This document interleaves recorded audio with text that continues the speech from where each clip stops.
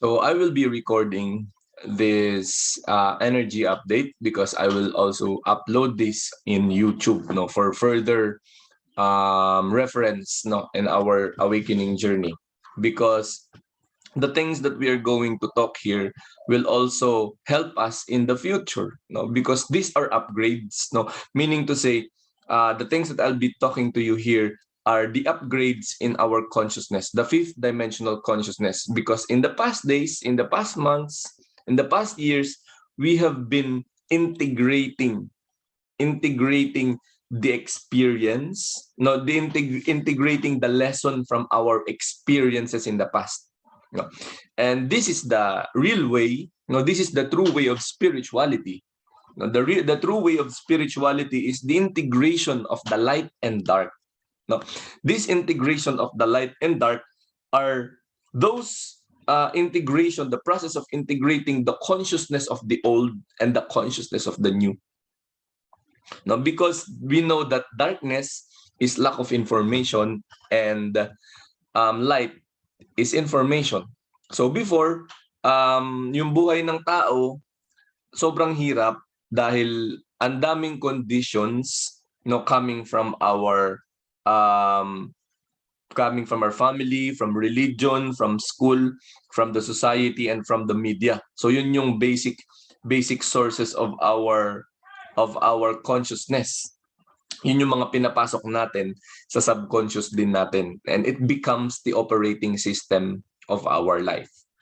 So as we ascend to the fifth dimension, this dimension is the oneness consciousness. This is also the consciousness of the prophets. This is the consciousness of the ascended masters. Those people a soul who incarnated in a human body and attain this level of consciousness, meaning to say the consciousness of oneness. So in order for us to attain this consciousness of oneness, we need to heal our past. And healing our past can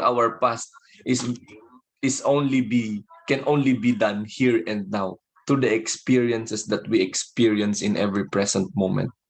So that's why an indication of highly evolved soul, or those soul who already tapped the fifth dimensional consciousness, is love and kindness. This love and kindness is the energy of God. So yun yung sasabihin ko dito, na karamihan po ng nakaka-experience nito ngayon is yung mga starseeds na matagal nang nag-step on their spiritual journey. Because before we start, I just want to say that this planet is very beautiful. This planet Earth is a 5-star hotel. It becomes a 5-star hotel because it is composed of 5 elements. And any imbalance to that elements in our body, the air, the fire, the water, and the earth, any imbalance will automatically descend into a lower star hotel. So in other words, we need balance in our consciousness, in our physical, emotional, mental, spiritual aspects, and with our aspects in life, because this is the only way where we can start on the right path. Kasi kung imbalance po yung physical natin at saka other aspects of our life, kumbaga ito yung path ng buhay natin, pumupunta tayo sa ang dami-daming pinupuntahan natin na hindi naman yun talaga yung purpose kung bakit tayo pumunta dito. It's just because we have been drugged by too many karmas coming from our past life. So pag umalis tayo dun sa purpose natin dito, bago tayo bumalik, kung pumunta tayo, ang pagpabalik natin, yun yung kailangan natin mag-heal. So we need to become responsible with our actions, because under the law of karma, there is a cause. In every cause, in every action, and every action is a cause, and the effects of that is the life experiences that we are having right now. So this update speaks about the physical changes. No, yung isi-share ko dito sa inyo are the physical changes that are happening right now to those people who are living in the fifth dimensional consciousness. So first, physical changes. So physical changes, we will talk about the inner change and the outer changes in our life. Okay, so probably this message is also for my clients, those who have under me in Awakening 5D workshop, in my 21-day workshop, sa Carl Jung shadow work, and yung Kundalini and 12 chakra activation classes and workshops na ginagawa namin ni Shari. Probably maintindihan nyo to, especially doon sa mga taong nag-journey na sa amin since 2020. Okay, so the first physical change that happened to you in the fifth dimensional is you become more trustful even if you do not see the results yet. Okay, so you become more trustful even if you do not see the results yet. Trust is the energy of faith. No person who keeps on professing a strong faith in God and yet hope for the worst. When you have a strong faith in God, you trust God and you hope for the best. No, when you hope for the best, you trust God. That regardless of what you are experiencing right now, there is always a purpose of what you are going through. Okay, so kaya nga sa Pilipino, yung faith is paniniwala. The root word of it is tiwala. Okay, so karamihan ng mga starseeds ngayon, kahit hindi pa nagmamanifest yung mga gusto nilang mangyari, nakikita nila na padating na. Nakikita nila na, yes, finally, natanggal ko na yung mga bagay na nagbablock doon sa gusto ko. Andito na ako ngayong December 21, andito na ako sa period na transition. Wala na yung mga pinanghahawakan ko na mga blockages because I have already awakened. And now, it's the way, kumbaga, it's the time for your angels, it's time for your guides to answer your prayers based on the vibration that you have right now. Okay? So, and not some, hindi lahat, kasi sabi nga natin, di ba, yung spiritual awakening is hindi naman po para sa lahat. Yung spiritual ascension is hindi para sa lahat. Kasi para lang to sa mga taong pumili ng path na to. Okay? So, number 2, you are able to confront your own reaction and change it to a vibration you desire to experience. Ganda, di ba? You are able to confront your own reaction and change it to a vibration you desire to experience. Say for example, in your workplace, no, or in your, sabihin natin, sa bahay nyo na lang. No? Sa bahay nyo, nakita mo na natitrigger ka sa energy ng nanay mo, ng tatay mo, or ng kapatid mo. Gusto mo silang sabihan. Dahil awakened ka na eh. Diba? Example na lang natin yung job. No? Awakened ka na. Alam mo na it alters your DNA. It is harmful to your physical body. No, it is harmful to your physical body. So, ang dami mo nang natutunan, ang dami mong pinanood, ang dami mong mga binasa about this. Pero yung magulang mo, yung family mo is nakafocus sila doon sa mga sinasabi ng media, ng TV or whatever news na sinasabi, or yung sinasabi ng mga ine-expect natin na magki-care sa katawan natin. Okay? So, ikaw, dahil mahal mo sila, gusto mo silang pilitin. Yun yung reaction mo. Hindi ka pinapakinggan, so naiinis ka. Yung mga starseeds ngayon, yung mga nasa fifth dimensional consciousness na, hindi na sila nagfo-force. Because we know that all of us here in this planet have a different guidance system. So no matter how we force them to believe what we have seen, to believe what we believe, it will always boil down to a argument. So what a starseed is learning now is that every people has their own reaction based on their inner guidance. And it boils down to respect. No, and this respect is the bridge. No, this is the bridge between the physical and non-physical. No, if you respect the nature, then the nature will respect you. The same way with your family. If you respect them, then they will respect your point of view, whether you are pro-vax or anti-vax. So there will be harmony. Okay? So you are able to control, to confront your reaction bago mo pa ipunah yung ibang tao. Because it is not really our job to call anyone, to call out anybody. Because para bang it comes from the ego, not to call out anybody. No, so that's why we give respect.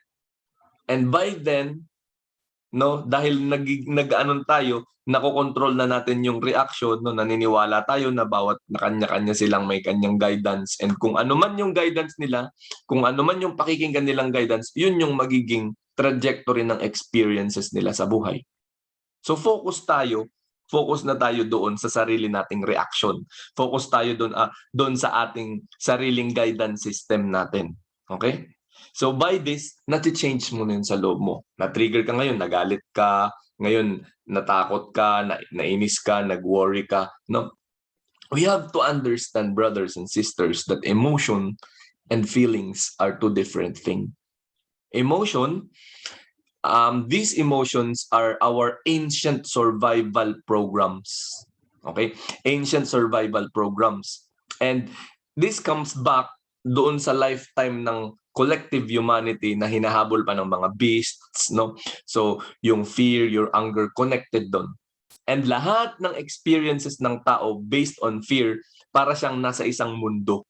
And every time we are angry, we are fearful, we access a specific word for fear, specific word for anger, specific word for worry. And we consciously and unconsciously feel the energy of those people in this planet, who live in this planet, who experienced fear, who experienced anger, who experienced worry.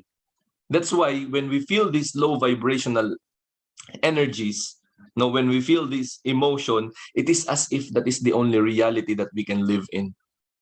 Pag nagalit tayo, hindi nawawala siya hanggat hindi tayo nakakasakit, no? Hindi tayo nakakagalaw ng ano, and masakit sa dibdib. No? So because we are not healing these emotions. And another thing, we have to change it into feelings, because brothers and sisters, feelings are authentic. No? While emotions are toxic, lingering, no, they connect, they keep they grow roots inside you until such time you become destructive and violent. While realizing them as feelings, we know that they're authentic. We feel those anger, but we are not we are not connected to it. We just feel it because as a human being, it is a natural aspect of our human life to have these feelings, because these feelings are the amplifier for our human experience, di ba? Kumain ka, sabi mo, sarap. Pero yung kumain ka na, sarap. No. These are not emotions, these are feelings. Okay? So once you feel these low vibrational feelings, no, these emotions that are lingering, that are rooting into you until such time you feel vengeance, no, you feel revenge, you feel very angry, that leading you to create violence and destruction in this planet, then you are already upgraded now, because you already have that the gem of understanding, no, to control your reaction. Because later on, isasabi ko sa inyo kung ano yung upgrade din sa physical, sa outer changes niyan. Okay? So that is number 2, inner change. No? You are able to confront your own reaction and change it to a vibration you desire to experience. Number 3, this is very beautiful. Ito yung sinulat ko kahapon na update. and I want to share it again here with you in this video. It becomes effectively possible to direct the energy of healing by projecting positive energy rather than negative one to the situation. Because brothers and sisters, what are appearing in your every present moment are beyond your control. What you can only control is your reaction to what is happening to you right now. That is the only change that we can do. No, because and we go back to the number 8 law of the universal law of life on earth, no, the perpetual energy of transmutation, meaning to say, as a human being who has a free will, we have this ability to change our present situation in life. So if you feel that you are so down right now, you feel lost, you feel worried, you feel afraid for the future, no, or probably you are having a financial problem right now, or a problem with your relationships, you have to understand that your life is constantly changing. And the change that will happen is dependent on your vibration. Ito yung dasal mo, ito yung gusto mong mangyari, pero ito yung vibration mo, hindi mag-a-align yung blessing para sa'yo. Hindi mag-a-align yung tao na mag-a-amplify ng experience mo sa buhay dito. Yung mga tutulong sa business mo, yung tutulong sa pag-evolve mo spiritually, no? Yung mga magiging business partners mo or yung magiging friends mo, no, yung mga soulmates mo, hindi mo sila makikita, yung soul family mo. If your vibration is low, what you will meet are those people who have the same vibration as you. That's why if you are sa road rage, yung mga road rage sa daan, no, nagda-drive ka, na-attract mo yan based on the energy that you have inside. Because if you don't have that kind of energy inside, no matter kahit anuman circumstances na meron ka dyan sa daan, hindi ka matitrigger agad. You will instead bless understanding, you will bless love, no, and compassion to those people who are journeying with you along the road. Diba? So it becomes effectively possible to direct positive energy instead of negative energy to the situation.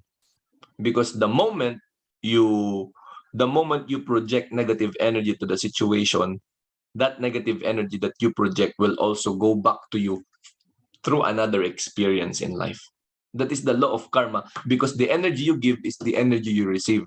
The energy you give is the cause, no, and that cause has a specific effect, the same energy with what you have created. Okay? So in this aspect, indication of being at peace with the past is is the reason why you are able to do this. No, as a starseed who have been in the spiritual awakening journey for how many years or how many months, no, since na nag-start ka. And remember, brothers, no, if you are in a spiritual way, you're in a spiritual journey right now, we have to understand that the universe doesn't give us half-half, doesn't give us 50-50. No, kapag nagbigay si universe, buo. No, hindi lang siya sabay-sabay, pero buo yan, kompleto yan, na may process. That's why kaya tayo nasa spiritual journey, para hindi lang half-half. Dito, ito yung oras ko, 3 oras na ako magdadasal, tapos yung 3 oras ko, ito naman, 3 oras ko sa business. Hindi. No, our spiritual life should be 24/7. No, because if your spiritual life is not 24/7, then there are times that you become unconscious with yourself inside, with your higher self, with your inner self. Okay? So that's why you begin to understand that forgiving is more important than blaming. Forgiving is more important than blaming. And number 2, setting boundary over complaining is very more important. This breeds harmony. This breeds peace. Diba? If you forgive, no, the forgiveness kasi, the energy of forgiveness, paano ko ba siya i-explain? No? Para wala ka nang sisihin sa buhay mo, you have to forgive. First, you have to forgive yourself. Forgive yourself for the things that you did in the past, no? And forgive other people for what they did in the past. Because if you don't do this in this present moment, no, you will feel the past emotion, the emotion of anger, no, or guilt. Anger for the things that you did or other people did to you, or guilt for the things that you did not do, no, or for the things that you did in the past. So these negative energies, no, will fester your life in the present moment, and it happens unconsciously. It's just that nafe-feel mo lang na nagalit ka, and the meaning of being unconscious of it is because you do not have control on it. That's why you are unconscious, no? React ka ng react. Okay? So forgiveness is an indication that you don't blame anyone about who you are right now or where you are right now. Okay? So kapag may mga sinisisi ka pa, ibig sabihin may mga bagay ka pang hindi pinapatawad. No, and it's a constant journey. It's a continuing journey as long as we live here in this planet. No, pero mas maaga na sana kumbaga ma-heal mo na yan ngayon. No, and this is the new upgrade. It is already present here, meaning to say you as a starseed human being, no, as a soul having only a temporary human experience now, this kind of consciousness is already here now. You can access this. No, you can forgive, no, and you can start alive without blaming. Okay? So kasi kapag yung blaming kasi galing yan sa lack of lack of self-worth, no? Para bang kailangan mo manisin ng ibang tao sa ginawa mo. Lack of self-worth kasi hindi mo naman pinili yung sarili mo nung time na yun. 'Di ba? So kapag pinili mo yung sarili mo araw-araw, kapag pinili mo yung gusto mong gawin araw-araw, kung ano man yung resulta niyan, wala kang sisisihin. Tatanggapin mo yan because you have chosen this. You have chosen this path. You have chosen this path. So you don't blame anyone. You accept this present moment, whatever circumstances are coming out. Because you already know that you have taken your power back. You hear your inner guidance and you follow your inner guidance, regardless if this inner guidance is not favorable to the people around you. Kasi brothers, walang taong nagsusunod ng inner guidance nila na masama. Yung mga taong gumagawa ng masama, yung mga taong nananakit ng tao, naninira ng mga kung ano-ano, they are not following their inner guidance. What they are following is their past pains and traumas. Gagantihan ko si ganito, ganitong gagawin ko kasi ganito. Ang dami. No? That is what we are experiencing right now. And number 2, letter B sa part ng number 3 na to, setting boundary over complaining. Di ba? May ginawa sa'yo yung tao. Di ba? Alam mo nang nakakasama na sa'yo, reklamo ka ng reklamo, hindi ka naman umaalis. So patuloy mo siyang na-experiencean because probably you are expecting a happily ever after. Alam naman natin na yung mga taong toxic sa sarili, toxic sa mga taong nagmamahal sa kanila. Tingnan mo yung mga minamahal mo. Kung toxic sila sa sarili nila, tingnan mo, toxic na toxic din sila sa'yo. Until such time, you become toxic also to the people who love you. Nag-ripple effect na. Nag-contribute ka na ng toxicity sa paligid mo dahil lang doon sa sinasabi mong mahal mo, pero nagdadala sa'yo ng toxicity sa buhay. Tapos magrereklamo ka pa sa ibang tao. Di ba? So ngayon, bilang starseed na nag-awaken, no, you take your own power back by setting boundaries. Because setting boundaries is not, hindi ka masamang tao. No, you are not a bad person when you set boundary against people, including your family. No, kahit pamilya mo pa yan. Kasi kung pamilya mo nagdadala na sa'yo ng toxicity, di ba? Because probably they have also their own toxicity inside them that they cannot heal by themselves. They project it on you. no? So saan damakmak ng projectan ng negative energy? So you have to set boundary kaysa ikaw mag-complain ka sa kanila. Because setting boundary is related to self-love. And the love that you give to yourself is the only love that you can give to other people.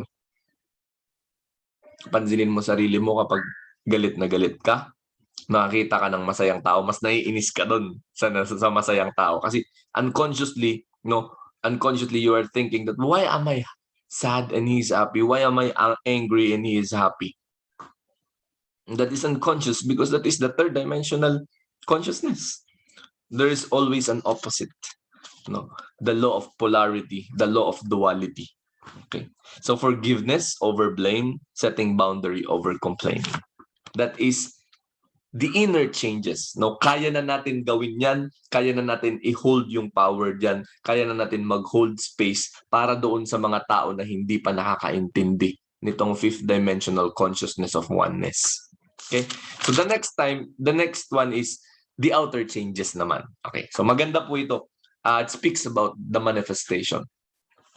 So number one, because of the shift from being doubtful, from being always worried, from being always fearful to being trustful, you begin to manifest results even in the small and simple matters. Okay? Iniwan mo yung trabaho mo, iniwan mo yung relationship, iniwan mo yung kung ano mga bagay na iniwan mo simula nung nag-pandemic or bago mag-pandemic. Yun, isang katakot-takot na activity yun, na iniwan mo yung mga bagay na yun. Kasi you are going into the unknown. But you are going into the unknown with the inner disposition that you trust where you are now and where you are going. Because finally, you are taking your own power back. Now you are deciding for yourself already. Not for other people. So ngayon, simula ngayong 12-21-21, makikita mo na yung paisa-isa. Makikita mo na yung sagot ng angels, makikita mo na yung sagot ng mga pinagdadasalan mo. Sinasabi nila, okay, pag konti pa lang, ito, di ba? Bibigyan ka lang nila ng chance na, buti na lang naniniwala ka na, buti naman nagtitiwala ka na. Sa akin, experience ko, nung time na nasa QC sila Shari. Bago ako pumunta ng QC, kumain muna ako sa SM Dasma. So nagpark ako. Pagdating ko dun sa parking, naiwan ko yung susi ng sasakyan sa loob ng sasakyan. So nung naiwan ko yung sa loob ng sasakyan, grabe yung worry ko kasi gagastos na naman ako ng 1-2. So ang ginawa ko, pumunta ako sa loob ng mall. Tapos pagdating ko dun sa may guard, may nakita ako na stall na nakalagay Gabriel Archangel. Okay? So doon nakita ko, oops, Archangel Gabriel is the one who is taking care of our root chakra, the activation of our root chakra. So it means trust, no? So yun nga sabi ko, Archangel Gabriel, please teach me how to trust. No, konti lang yung pera ko, tapos kakain pa ako, gagastos, mababawasan ako ng 1-2.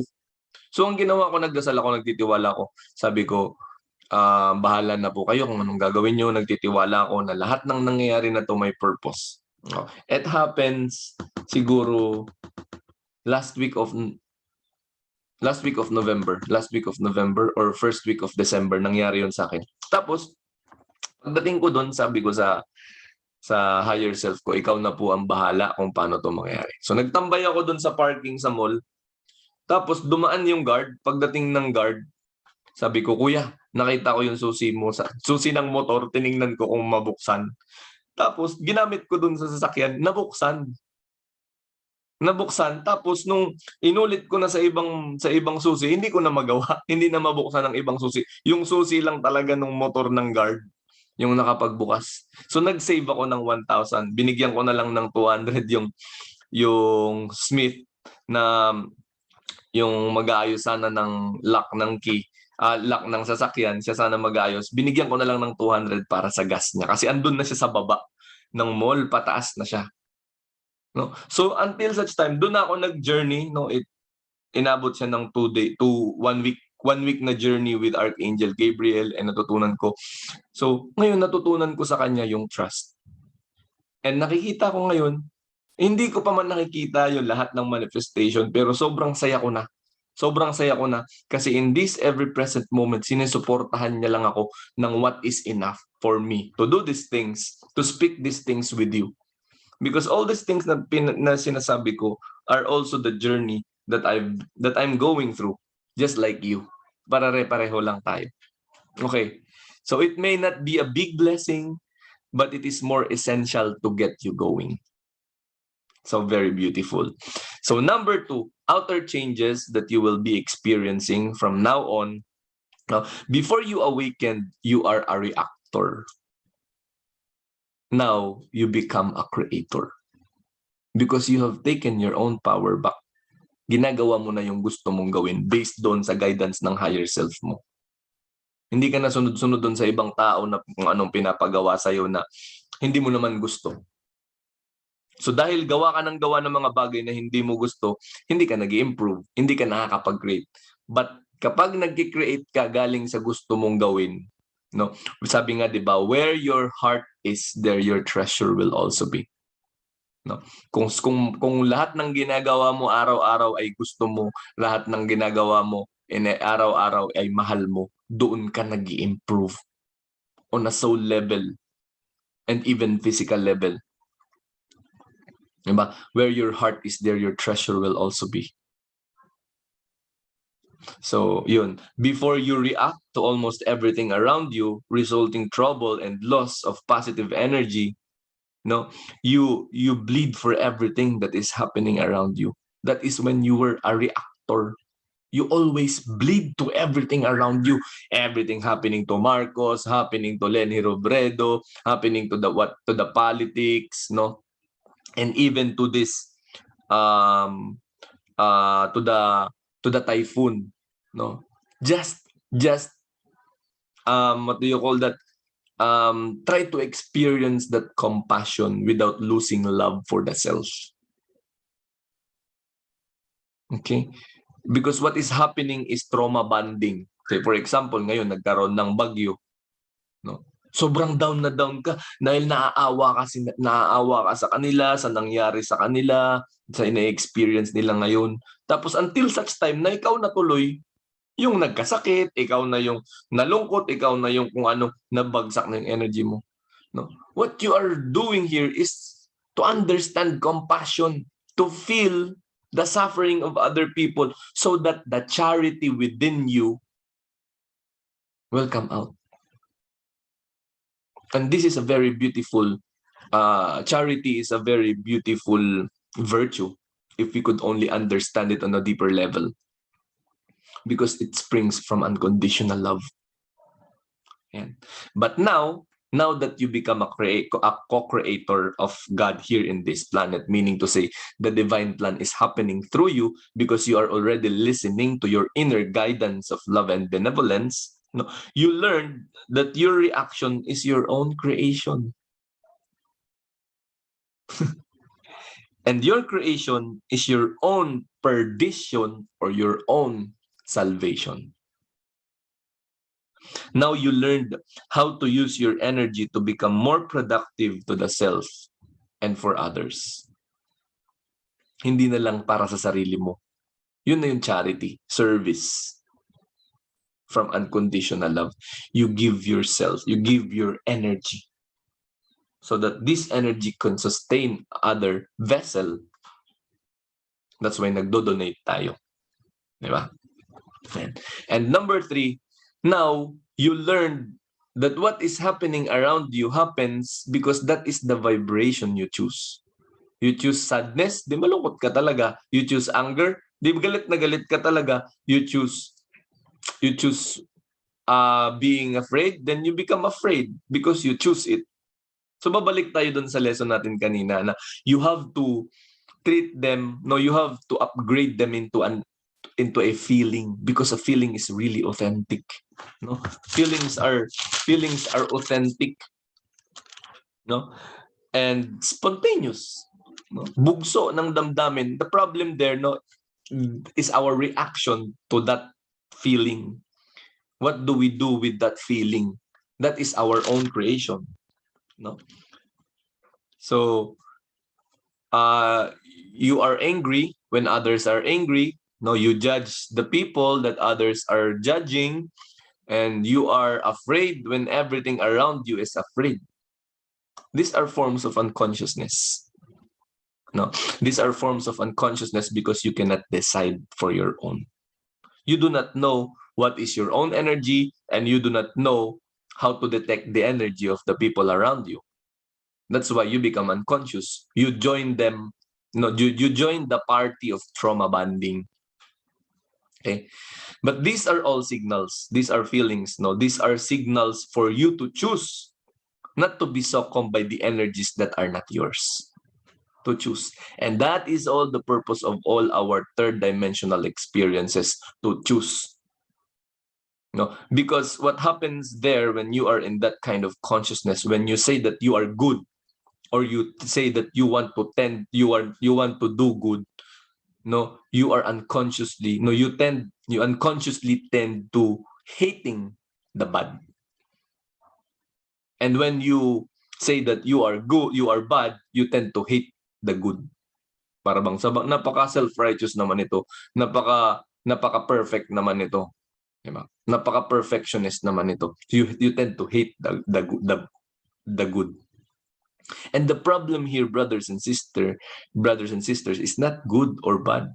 The problem here is neither good nor bad, but the hate. Because this hate is the cause of all the pain, of all the of many destructions and violence in this planet. That is what we need to heal. No? And now that you have already ascended because of this energy that we are experiencing right now, no, you are ascending into this level of consciousness. And once you attain this level of consciousness and you practice this in your daily life, mas madami kayong mamamanifest, kasi marami kayong ini-integrate. No? Healing, nung nag-healing ka, nararamdaman mo lahat ng mga pains, nararamdaman mo yung dark night of the soul, and then once na na-integrate mo na siya, nakaisip ka na ito pala yung dapat, ito pala yung hindi ko gawin. So yung ginagawa mo is coming from an integrated place. And all the things that you do coming from an integrated place are the causes of your life experiences in the near future, or even up to now. That is the effect, di ba? Kung ano yung ginagawa natin, yung epekto nun, yung na-experience natin. That is a universal law. Okay? So always remember, brothers, the things that you can do right now is forgiveness. No, forgiving and over blaming is very important, and setting boundaries over complaining is very important, because we cannot change anyone. What we can only change is ourselves. No?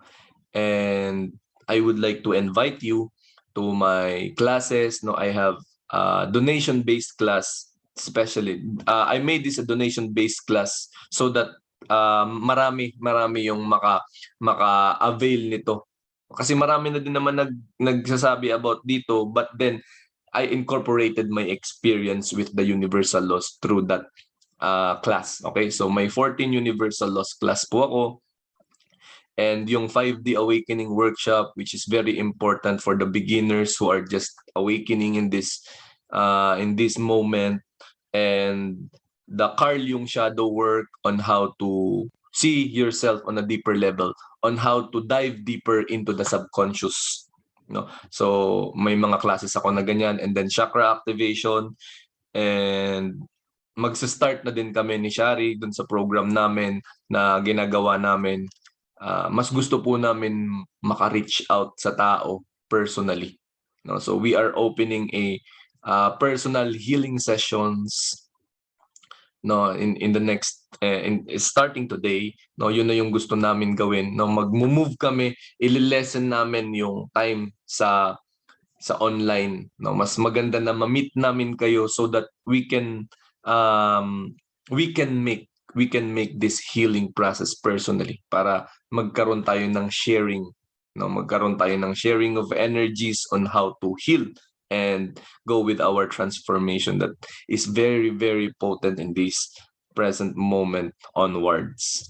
So yun po yung mga activations ng mga new upgrades of 5D consciousness that we are going through. So wherever you are right now, whatever you are doing, always remember that you are exactly where you need to be and you're exactly going where you need to go. Just take your own power back right now and decide based on your inner guidance of love and benevolence. Thank you so much. May we all be blessed. Namaste. And please don't forget to visit my website www.awakeningph1111.com. So may mga free content po doon, may mga write-ups ako, and then Ascension updates. And you can also follow me here in this page, Awakening PH. No, may mga upload din ako ng mga downloads and write-ups. Okay, so that's all. May we all be blessed. Namaste. Bye-bye. Have a nice day and Merry Christmas. And don't forget to meditate later at 12 midnight because the energy there is very important. Ito po yung global solstice, no, winter solstice. Yun po talaga yung sineselebrate ng 12/21. Okay? So yung time na yan dito sa Pilipinas is exactly 12 midnight. So we will meditate together at that moment later. See you and bye-bye. Let's help each other ascend our consciousness. Bye.